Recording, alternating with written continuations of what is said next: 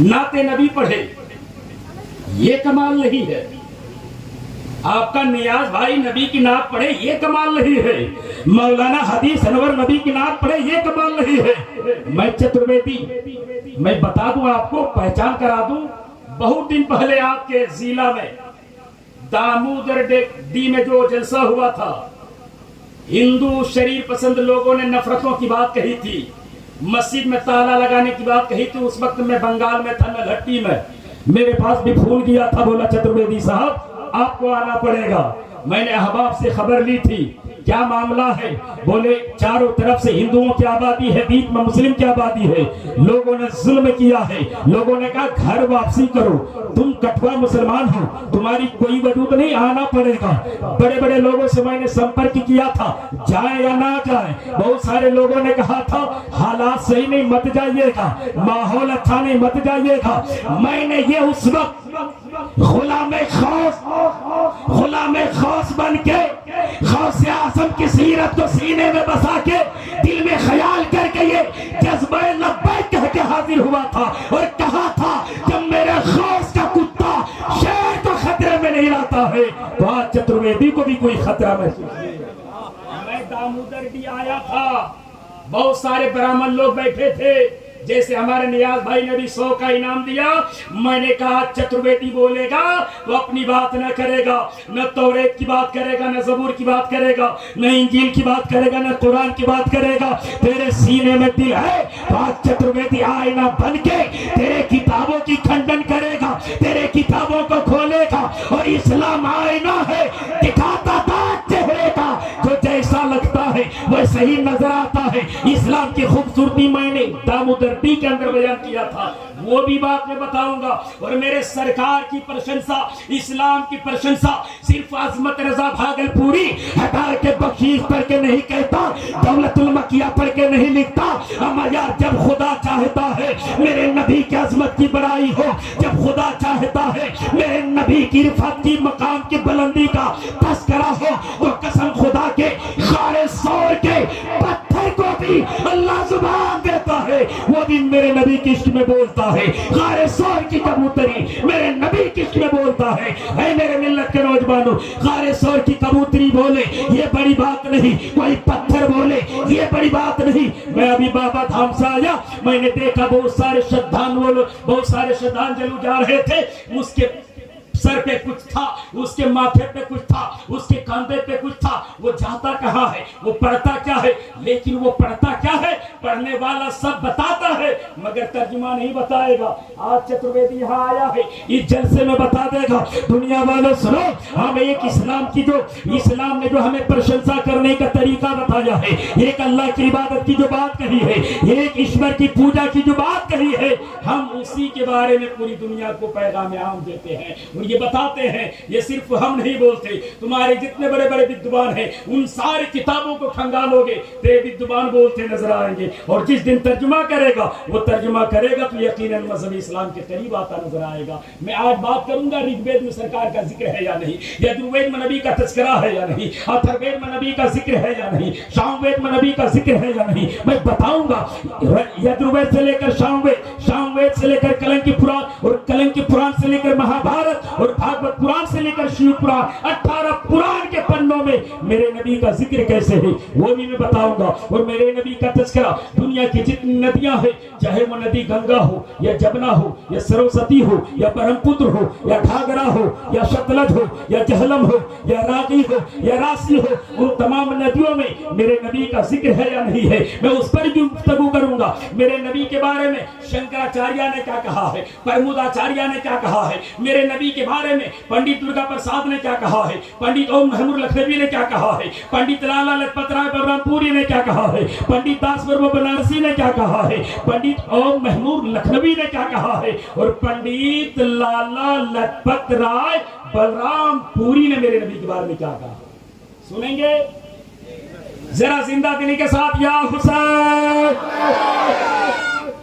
अमा यार जब खुदा ने चाहा मेरे नबी के नवासा हुसैन का जिक्र हो तो पंडित लाला लजपत राय बलरामपुरी के मुंह में जुबान दिया, उसने कलम उठाया मेरे नबी के बारे में लिखा। लिखता कहता इसके तौहीद का पैगाम लिए बैठी है, दीन का एक हसी नाम लिए बैठी है, शक्ल शब्दीय में खुदा शाहिद है, फातिमा गोद में इस्लाम लिए बैठी है, फातिमा गोद में इस्लाम लिए बैठी है। कौन कह रहा है? पंडित और महमूद लखनवी ने, पंडित लाला लजपत राय बलरामपुरी कह रहा है। और अभी नकीबे जलसा से आपने जो शेर सुना, वो शेर किनका है सुनो, वो कृष्ण बिहारी जी का शेर है। वो कहता है हजारों सजदे हैं कि नमाजें बचाती है, नमाज को जो बचा ले वो सजदा मेरे हुसैन, नमाज को जो बचा ले वो सजदा मेरे हुसैन का है। हजरात, मेरे सरकार की प्रशंसा और एक अल्लाह की इबादत की बात, जितनी बातें मैंने कही सारी बातों पर मैं रोशनी डालूंगा। सबसे पहले एक हम अल्लाह की इबादत करते हैं, एक अल्लाह की हम भक्ति करते हैं, एक अल्लाह की हम पूजने की बात करते हैं, एक अल्लाह को हम दंडवत करते हैं। इसका जिक्र उनकी किताबों में है या नहीं है? है। आप जाइएगा सारठ, सारठ से पीछे गांव है बाभन गावा, देखिएगा एक दरख्त है, बहुत सारे पंडित लोग वहां हमेशा विराजमान रहते हैं। जैसे कोई गाड़ी गुजरती है हाथ देता है, हाथ जैसे देता है लोग रोक देता है, रोकने के बाद कुछ तश्तरी होती है, उसमें कुछ फूल होता है, उसमें कुछ तेल होता है, उसमें कुछ पानी होता है, एक मंत्र पढ़ता है, छिड़क देता है, बंदा 2-4 रुपया से नवाजता है, वो बंदा खुश हो जाता है। वो मंत्र क्या पढ़ता है सुनो, वो मंत्र तो पढ़ता है, तर्जुमा नहीं करता। आज चतुर्वेदी तर्जुमा करके बताएगा। आए दुनिया वाले सुनो सुनो, वो मंत्र पढ़ता है, तर्जुमा नहीं करता। तर्जुमा अगर कोई पूछे तो तुम उनसे बता देना। और जिस दिन वो तर्जुमा सुनेगा तो फूल नहीं छिड़केगा, वो दुआएं वहां नहीं देगा, वो दुआएं मस्जिद के मीनारों पे जाकर देता।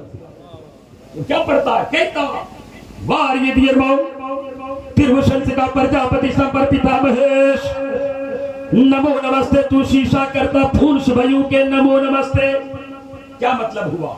मतलब ये है वार ये दियर माओ तिरवशन से का प्रजापति संपर पिता महेश, ये हवा, ये चांद, ये सूरज, ये देवी, ये देवता, ये पेड़, ये पौधा, ये शम्स, ये कमर, ये शजर, ये हजर, ये बरथा, ये बहर, ये जमी, ये जमा, ये मकी, ये मका, ये हुर, ये हिलमा, कोई भी इबादत के काबिल नहीं है। इबादत के काबिल कौन है? कहता है अम्मा, वो एक है, द्वितीय नाश नहीं नाशते किंचन, उसका कोई दूसरा नहीं है, कयामत तक कोई उसका दूसरा नहीं होगा। नहीं नाशते किंचन, कयामत तक कोई दूसरा नहीं होगा। एक ओंकारा, वो एक है, सतनाम करता बिरलगोड़ी, वो हमेशा से है, हमेशा रहेगा। अंधम तमादृशम संसब महाशिद्धति भूते सोमादिविता। जब जमाने में जुल्म बढ़ेगा, जब जमाने में पाप बढ़ेगा, जब लड़कियां मारी जाएगी, औरत को जिंदा जलाया जाएगा, ऐसे वक्त में वो अपने नूर से एक नूर प्रकट करेगा और उसी नूर का नाम मेरा शम्स मोहम्मद होगा। उसी नूर का मेरा मेरा शम्स मोहम्मद होगा। युना पिता जमुता विधाता धवानो विद कुमार विश्वा। वो मोहम्मद के आने से पहले उनके अब्बा, उनके पिता ईश्वर दास अब्दुल्ला का इंतकाल हो जाएगा। वो कहाँ आएंगे? शालमंदी पे शंबल ग्राम मुखिया से बड़ा मनाशिया, वो शालमंदी में आएंगे, खजूरों वाला शहर में आएंगे, पथरीली जमीन होगी, गारे हिरा में इबादत करेंगे, गारे सौर उनकी तन्हाइयों की जगह होगी। उनके 4 मित्र होंगे जमीन में, एक का नाम अबू बकर होगा, दूसरे का नाम उमर होगा, तीसरे का नाम उस्मान होगा, चौथे का नाम अली होगा। उनके 4 मित्र होंगे, 4 मित्र होंगे आसमान में। एक का नाम जिब्रील होगा, दूसरे का नाम मिकाइल होगा, तीसरे का नाम इसराफिल होगा, चौथे का नाम यमराज इज़राइल होगा। तो जो इनका मानने वाला होगा उसी का ठिकाना जन्नत में होगा, और जो इनसे कट जाएगा उनका ठिकाना नरक में होगा। उनकी किताबों में ये साफ बातें हैं। और बहुत सारे लोग बोलते हैं चतुर्वेदी साहब, आज मुसलमानों को सोशल मीडिया में देखिएगा तरह तरह की बातें मुसलमानों को बरगलाया जाता है, कहा जाता है तुम्हारी कोई वजूद नहीं, तुम तो सब बनावटी हो, तुम बाद में कन्वर्ट हुए हो, तुम सब पहले हिंदू थे, बाद में मुसलमान बने हो, नाई को बुला के कटवा के मुसलमान बने हो। तुम कटवा मुसलमान कहा जाता है, हमें कहा जाता है मुल्ला कहा जाता है, दाढ़ी वाला कहा जाता है, नफरती नाम से हमें याद किया जाता है, नफरत की निगाहों से हमें देखा जाता है। लेकिन मैं कहता हूं मेरे भाई सुनो, तेरे सीने में दिल है तो मुझे बताओ, मैं आज जिक्र करूंगा। मैं जो खतने का जिक्र है, मुसलमान जो खतना करता है, इस खतने का जिक्र सिर्फ मेरी किताबों में नहीं, तेरे किताबों से मैं साबित करूंगा। तेरे किताबों के अंदर भी ये बात मिलेगी। और जिस दिन तुम समझ लोगे, उस दिन खतने के खिलाफ ना बोलोगे, तुम भी खतना कराते नजर आओगे। यही वजह है बड़े बड़े साइंस, बड़े बड़े डॉक्टर, बड़े बड़े विद्वान आज भी खतने की फवाइद बताता है और खतना करके करने की तरगीब देता है। आइए मैं आपको बता दूं, किताब का नाम क्या है?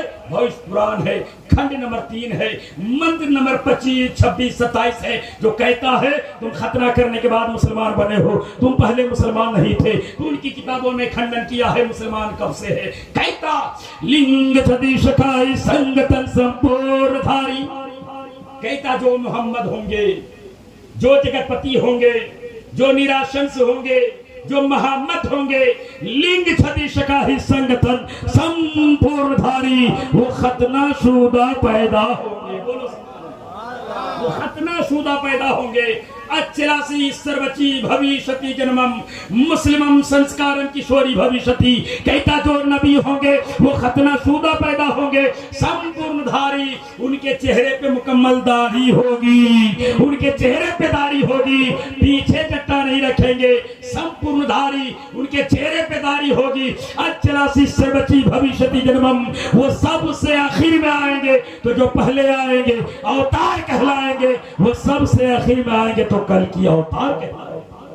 कल के अवतार यानी आखिरी नबी कहलाएंगे। वो कैसे पूजा करेंगे, वो कैसी इबादत करेंगे। आज अजान पे बात करने वालों, लाउड स्पीकर पे बात करने वालों, हमारे मस्जिदों पर इज्जत व आबरू की नजरों से ना देखने वालों, मुझे बताओ तेरे किताबों में इसकी खंडन की है। बोला जो मुसलमानों के पैगंबर होंगे वो इबादत करेंगे, कैसे? प्रथम कार कमचियो, हाथों को ऊपर उठाएंगे और कहेंगे द्वितीय दंड मुझते, हाथों को ऊपर उठाएंगे, कहेंगे अल्लाहु अकबर, अल्लाह तू सबसे बड़ा है। द्वितीय दंड मुझते, फिर नाभि के नीचे बांध लेंगे और कहेंगे सुभानक अल्लाहुम्मा बिहम्दिका व तबारक अस्मुका व तआला जद्दुका व ला इलाहा गैरुका। तृतीय कुंडल कारम, तीसरा कुंडल बनेंगे। कुंडल कहते झुकेंगे। चतुर्थ मधुर चंद्रकम, चौथा सजदा करेंगे। पंचम स्वयं तथे जुदी, पांचवा साइडे से सर उठाएंगे, दिल में ख्याल करेगा हम अल्लाह को देख रहे हैं, अल्लाह हमको देख रहा है। ये इबादत का तरीका उनकी किताबों के अंदर है।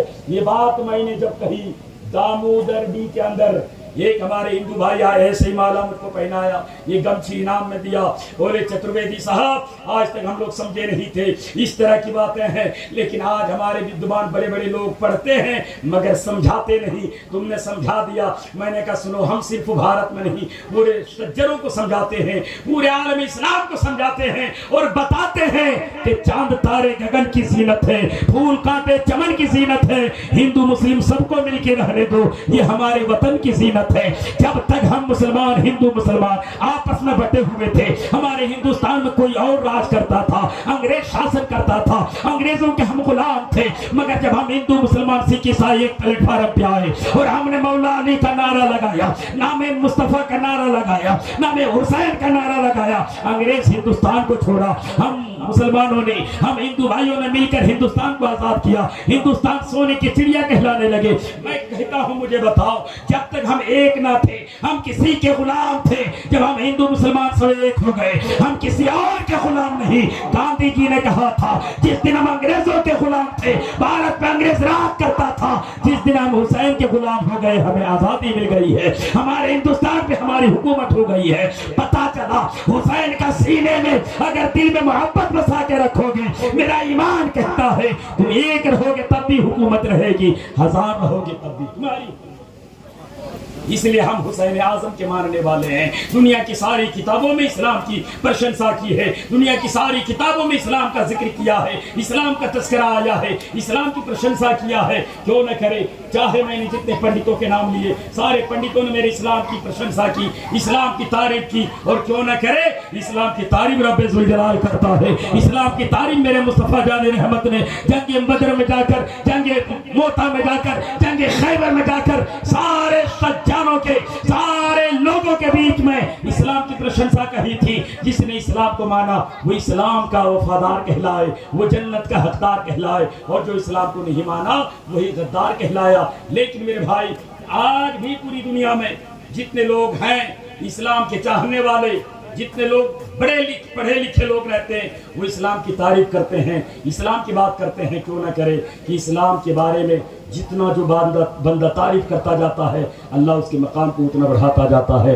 आज हम अहले सुन्नत वल जमात पर अल्लाह का करम है कि अगर हम हुसैनी न होते तो आज हम यहाँ बैठकर जिक्र शोहदाए हुसैन न मनाए होते। याद हुसैन की महफिल में रात के 1 बजने के बाद बंदा नहीं बैठा होता, लेकिन बंदा बैठा है, उसका ये अकीदा है कि या नबी कह के जो सदा देता है, बिगड़ा हर काम खुदा उसका बना देता है। वो खुदा है जो मोहम्मद से मिलाता सबको, वो मोहम्मद है जो खुदा से मिला देता है। दुनिया को एक ही पैगाम है, बहती है जो देश में गंगा बहने दो, क्यों करते हो आपस में दंगा रहने दो, लाल हरे रंग में न बांटो हम सबको, बछत के ऊपर एक तिरंगा रहने दो। हम तिरंगे की बात करते हैं, हम वतन के आबरू की बात करते हैं। लोग कहता मौलाना साहब शन तकरीर बोलते हो, गैरों का नाम लेते हो, तुम्हें डर नहीं लगता, तुम्हें खौफ नहीं होता। आपको मालूम होना चाहिए ये भारत है, यहाँ सच बोलने पर गिरफ्तारियां हो जाती है। सलमान अजहरी ने हक बात बोला, जेल की सलाखों में बंद कर दिए। पूरी दुनिया में तुम जाकर मजहब इस्लाम की बात करते हो, नेपाल में जाकर तुम मजहब इस्लाम की बात करते हो, क्या तुम्हें डर नहीं लगता? क्या तुम्हें खौफ महसूस नहीं होता? मैं कहता हूँ सुनो, मैंने तारीख को पढ़ा है। जब अल्लामा फजल खैराबादी ने हक बात कही थी, जजीरा अंडमान भेज दिया गया था, मैंने तारीख में पढ़ा है। बहादुर शाह जफर ने हक को सदाकत की बात कही थी, उसको जेल के सलाखों में बंद करके उनके बेटे का सर काट करके तश्तरी में सजा के रखा गया था। मैंने पढ़ा है किताबों में, यही टाटा की धरती थी। अल्लामा रईसुल कलम ने नामूसी रिसालत की बात कही थी, हुसैन के अजमत के तराने गाए थे, यही टाटा की धरती पर गिरफ्तार किया गया था। और टाटा की धरती से अल्लामा अरशदुल कादरी को जेल की सलाखों में बंद कर दिया था और कहा था, रईसुल कलम ये वतन अगर तुम्हारा है तो इसमें सिर्फ हुसैन की बात ना करो, नबी की बात ना करो, सिर्फ वतन की बात ना करो। तो अल्लामा रईसुल कलम ने कहा था, ऐ जालिम ज़माना सुन लो, तुम समझते हो जेल की सलाखों में रखेंगे, ये हुसैन का नाम लेना बंद कर देंगे, नबी के तराने गाना बंद कर देंगे। सुनो, हम तुम्हारी धमकियों से खौफ खा सकते नहीं, सर कटा सकते हैं लेकिन सर झुका सकते नहीं। ये मुसलमान का सर एक अल्लाह के सामने झुकता है, किसी के सामने सर नहीं झुकता। जो अल्लाह के सामने सर झुकाता है वो गैरों के सामने नहीं सर झुकाता। क्यों? इसलिए जो खुदा के सामने सर झुकाता है वो सबसे अफजल होता है, सबसे आला होता है, वो सबसे बेहतर होता है, वो सबसे बाला होता है। यही वजह है हम मुसलमान, जब सलमान अजहरी को जेल से निकाल कर उनसे कहा गया, तुम्हें डर नहीं लगता, तुम्हें खौफ नहीं लगता? तो एक मर्द मुजाहिद, मर्द कलंदर ने कहा था, सुनो, जो खुदा से डरता है वो किसी और से नहीं डरता। जेल में जाना तो मेरे आबा व अजदाद की सुन्नत है। जेल में तो हजरत यूसुफ अलैहिस्सलाम को भी डाला था, जुलेखा के कब्जे में हुकूमत थी, अजीज मिस्र के कब्जे में हुकूमत थी, जेल की सलाखों में डाल दिया गया था। लेकिन जब जेल की सलाखों में डाला था, हजरत जुलेखा चाहती थी आपकी मेरी मोहब्बत में आप फरेफ्ता हो जाए, लेकिन जानते हो हजरत यूसुफ अलैहिस्सलाम ने खुदा को याद करके कहा था, सुनो, हम खुदा को याद करते हैं, सारी खुदाई खुदा की तरफ से आवाज आई। यूसुफ अलैहिस्सलाम सुन ले, उनके पास सारी खुदाई है, ताकतें हैं, सब कुछ है, मगर सुनो, तुम्हारा खुदा तेरे साथ है। तो जब खुदा जिनके साथ होता है, जमाने की कोई ताकत उसको कुछ बिगाड़ नहीं सकता। इसलिए मेरे मिल्लत के नौजवानों, यहाँ आप लोग आए जिक्र याद हुसैन में पढ़िए दुरूद पाक अल्लाहुम्मा सल्ली अला सय्यिदना मौलाना मुहम्मद बारिक सल्लल्लाहु अलैहि या रसूलुल्लाह सल्लल्लाहु अलैहि वसल्लम। देखिए, जिक्र अस्कार की महफिल है। रात के 1 बजने के बाद आदमी को उर्दू में बोलना दुश्वार होता, उर्दू लोग नहीं समझते। संस्कृत और चतुर्वेदी की मजबूरी है कि संस्कृत में बोला जाए, उर्दू में तो हमारे इमाम साहब बोलते हैं, उर्दू में तो हमारे मौलाना हदीस अनवर साहब बोलते, सारे वो मौलाना उर्दू में बोलते, आप संस्कृत में बोलो। वो जितने किताबों के नाम मैंने लिए उसके पर मैं गुफ्तगू करूंगा। और मेरे मिल्लत के नौजवानों, अल्लाह का करम है आप यहाँ बैठे हो, आप हुसैनी बन के बैठे हो, हुसैन का जिक्र तेरे सीने में है, अल्लाह का शुक्र मनाओ। वरना अगर फैजान इमाम अहमद रजा खान ना होता तो आज हम हुसैन की महफिल को बिदअत कह दिए होते, हराम कह दिए होते और कहते ये कहना क्या है, हुसैन करबला में कटे, तुमने देखा नहीं। आज उनके नाम पे जागना कैसा, इसलिए लोग नहीं जागते। लेकिन मैं बता दूं, आला हजरत ने हम पर करम किया, आला हजरत ने हम पर इल्म के बौछार और आला हजरत ने हमें एहसान किया।